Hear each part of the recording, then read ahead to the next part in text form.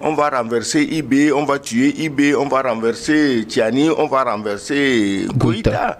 Donc, c'est des choses assumées des citoyens burkinabés, assumées des élites que le contribuable burkinabé a payé pour former, qui devaient être aujourd'hui à l'avant-garde de la révolution, des grands changements qui s'annoncent pour donner à ce pays l'image d'un vrai pays et non d'une plantation de canne à sucre.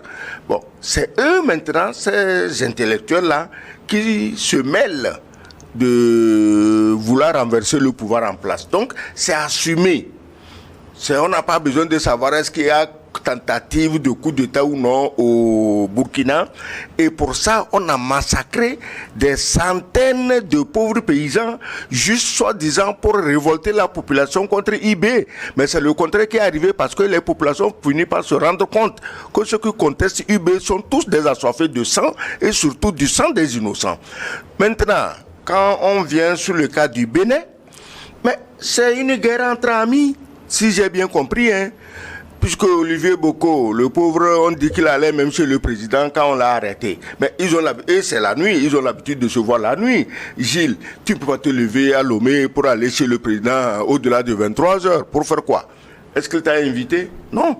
Mais si tu as l'habitude d'aller prendre ton café avec lui le soir et échanger sur la vie, c'est normal que tu puisses aller chez le président. Donc voilà, ici, c'est un ami. C'est plus qu'un ami.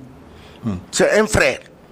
Donc, c'est un frère avec qui on boit le champagne ensemble, un autre ancien ministre qui est aussi un homme de confiance et un chef militaire, te dirais, qui quand même n'est pas n'importe qui.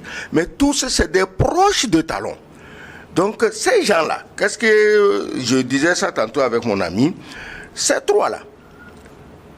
Est-ce qu'ils voulaient vraiment faire un coup d'État? On laisse la justice faire son travail. Nous n'avons pas à dire si c'est vrai ou si c'est faux. Ils auront le droit de prendre leurs avocats, ils vont être défendus. Donc je crois qu'il n'y a rien à craindre de ce côté, mais il faut qu'on se dise la vérité.